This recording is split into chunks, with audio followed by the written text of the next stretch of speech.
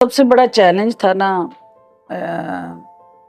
शहजाद, वो ये था कि हमारा जो रूरल एरिया है ना और या हमारा सिटी है, यहाँ पे सजेरियन सेक्शन जो है वो एक फैशन बन गया है। नॉर्मल डिलीवरी जो है वो बिल्कुल ना होने के बराबर है। और उससे क्या नुकसान हो रहा है कि हमारी बच्चियाँ, हमारी माएँ, हमारी बहनें जो हैं वो वक्त से पहले उम्र सीधा हो रही हैं, क्योंकि एक नेचुरल प्रोसेस की बजाय एक सिर्फ पैसे कमाने के लिए उनको इंड्यूस की जाती है, सजेरियन की तरफ पुश किया जाता है जी।